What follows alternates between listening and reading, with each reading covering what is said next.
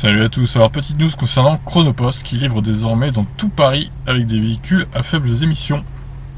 Donc en gros des véhicules électriques. La filiale de livraison du colis de groupe La Poste a annoncé mercredi avoir démarré mi-septembre la distribution de ses nombreux paquets avec des véhicules propres à Paris, en affichant la volonté d'étendre rapidement la pratique à d'autres villes. À l'heure où il est question de gagner toujours plus de temps pour livrer toujours plus vite les colis aux destinataires, Chronopost a fait une annonce le 2 octobre qui tient plus au concret qu'à la symbolique.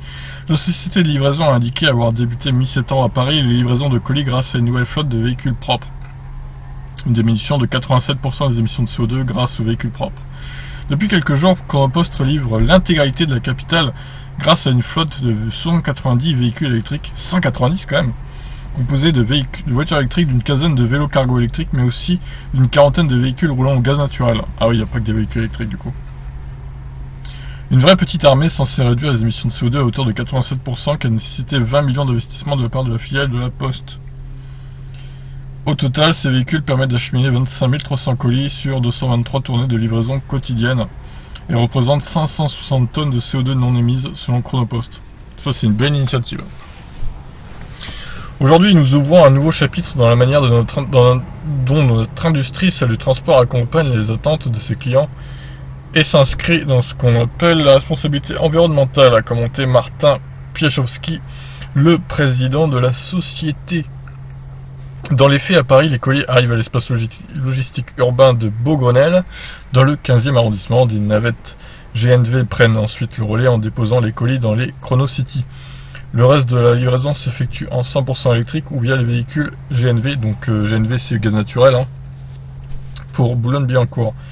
Les fourgonnettes électriques qui prennent en charge la livraison sont des Nissan INV 200, des véhicules dotés d'une autonomie de 300 km en cycle urbain. Ouais, c'est les Nissan Evalia électriques en gros qui ont 42 kWh de batterie je crois, donc oui 300 km en ville, ça me paraît réaliste. L'idée de Chronopost est de devenir le leader de la livraison propre du dernier kilomètre. Pour cela, il va falloir s'étendre. Et cela tombe bien car c'est prévu d'ici mi-2020. Les véhicules propres seront déployés sur la grande couronne parisienne, ainsi que sur 10 grandes villes françaises, Lyon, Marseille, Strasbourg, Lille, Rouen.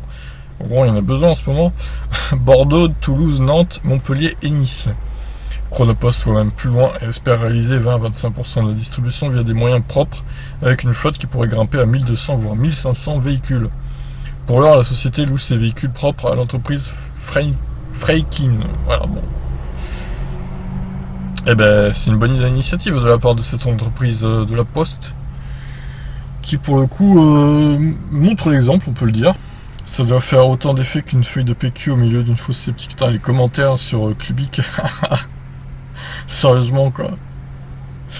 Bon voilà ce qu'on pouvait dire de cette petite actualité Chronopost donc. Bon après Chronopost, personnellement j'envoie souvent des colis et je n'utilise pas Chronopost parce que c'est hyper cher. C'est hyper cher Chronopost, clairement. On voit comment ils ont les moyens de se payer des voitures électriques parce que clairement vu les tarifs qu'ils demandent pour envoyer des colis, c'est hallucinant quoi.